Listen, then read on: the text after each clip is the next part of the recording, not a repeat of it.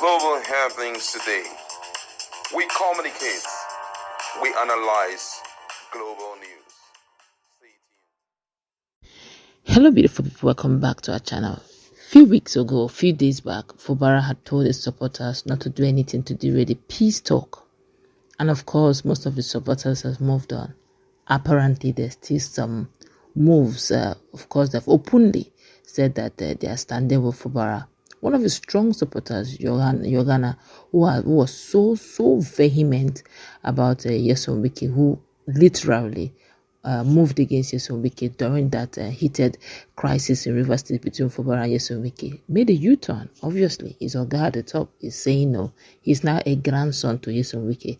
Hear the praises he heaped and the things he said, but most especially, hear the undertone and the moves that will definitely shock both Fubara himself and Nyesom Wike by some of his strong loyalists who are ardent politicians who understand the dynamics, as they're even mentioning the myriads of parties that are already coming up, getting warmed up, and hear the warning signals they are definitely giving to Nyesom Wike's camp. You may have the day now, but you cannot tell what 2027 will look like, even though there is a peace talk to that effect.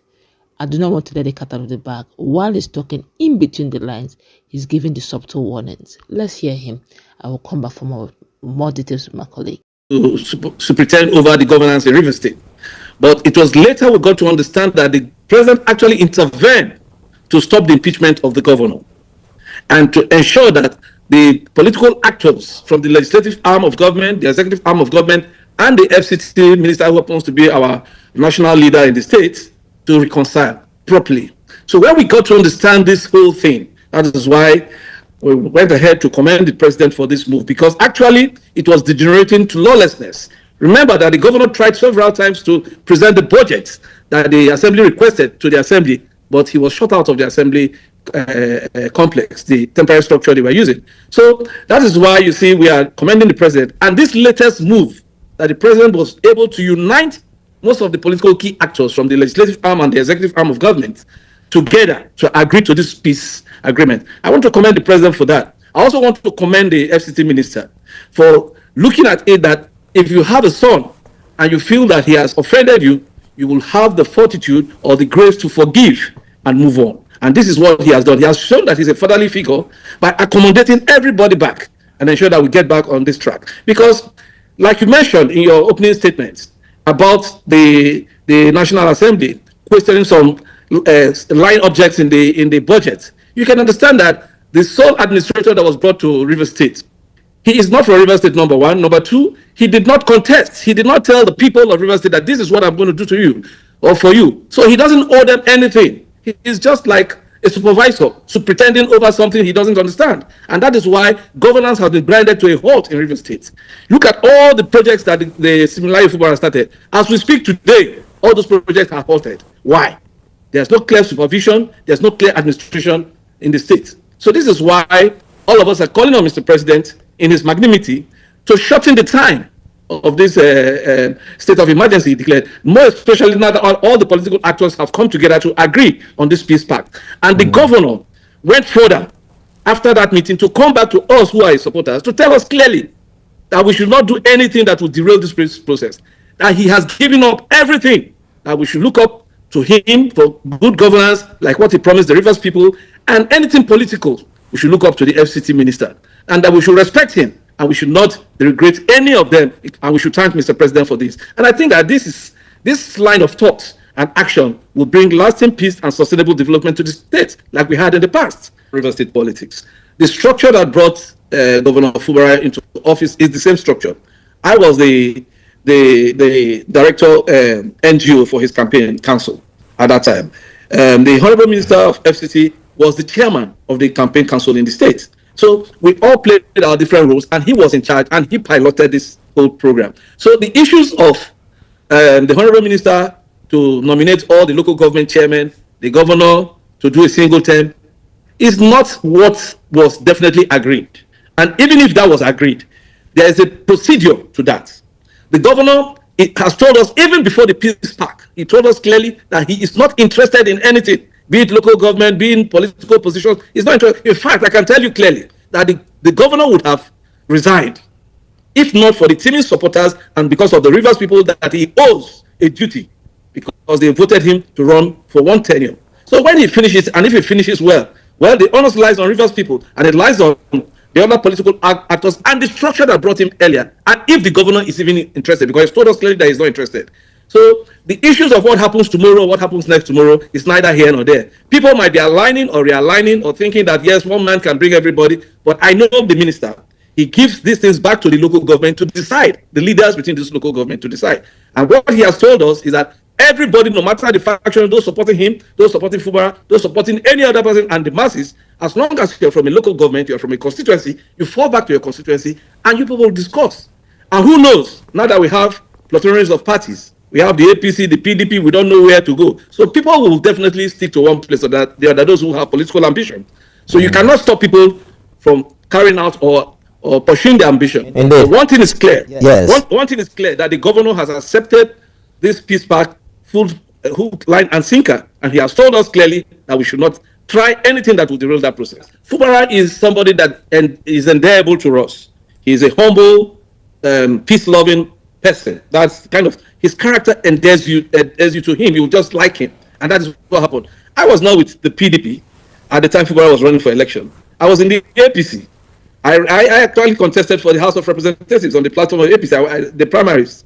But because of the character of Fubara, I decided to join in his campaign. And it was the Honorable Minister of FCT that appointed me to head the NGO directorate for the campaign. So I am not bothered about serving in a cabinet or not. That is not the objective of the support for the governor. The objective of the support for the governor is because the health system had improved, rapid infrastructure development had improved, the River State has stopped borrowing money, and everything was working properly, including the educational sector, with the welfare of workers had also improved. And what he was doing, he was putting the people first. That was what endeared me to him, and that is why we are supporting him. The Minister for FCT also is a workaholic. We know him. When he was nominated as the Minister for FCT, I was one of the persons who were on national television saying that the president did the right thing, despite his party, because he's going to do a lot in the FCT. And today you can see what he's doing in the FCT. Nobody can say Minister Wike is not working. So these are the things. You follow people because of the character and who they are.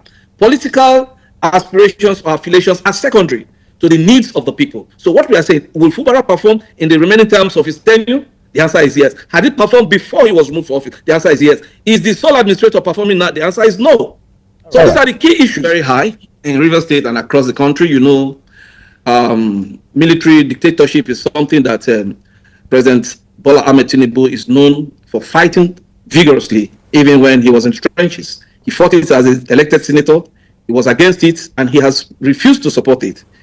What is happening now was an emergency measure, an intervention by the wisdom of Mr. President to forestall breakdown of law and order. You know that River State is the hub of economic generation for the country, and that is why the president took the step he took. And now we understand that, and we agree with him. But I think if all the political actors have agreed to the peace pact, and there is no need for this, the legislative arm of government should be made to work in River State to carry out the work of lawmaking for the people who elected them into office. And the executive should be allowed to go back to the office so that they can now implement the policies of government and go for the day-to-day running of governance in the states. This is what I expect from the president. And these expectations, it's not just me, it's across the state, across the country. So the president has 1 month or two to go to what do I call it? To stop this whole state of emergency. Yes, and everybody's tired about the state of emergency. If you visit Port Harcourt, you ask your correspondents that are here, they will tell you that Port Harcourt is now very dirty. The Port Harcourt we used to know before that has a garden city status have lost that status. If you're driving to the airport, it's an eyesore. So I think that, and at the local government level, the day-to-day running of government, because government stays a responsibility of providing welfare and security of the people, for the people. But because most persons are just sole administrators, they only report to the person who appointed them in all the local governments. And this is not good for governance. I have been in the saddles, I know what it is. And today, as we speak, insecurity in some of this local government is at the peak as we speak today. So it doesn't show that the administrator came here to ensure that there's peace and there's tranquility and good governance will go on in the state. Rather, the opposite is the case as we speak today. So it is high time that the president do the needful, which all of us in River State and across the country is asking him to do. Bring back the governor of the state and bring back the legislators to do their work. The local governments, they are not elected, they were appointed. And they were appointed, maybe their nomination came from one person. Maybe somebody in their local government nominated them. And I also saw that on social media. I was appalled at that a local government chairman, or call him an administrator, will be treated in such dehumanizing manner. I think the security agents were supposed to dig deep into what happened and bring the perpetrators to justice to serve as a deterrent for others. That it's something that we cannot accept. It doesn't matter what was the offense or whatever he did. They should be honorable to treat him very decent.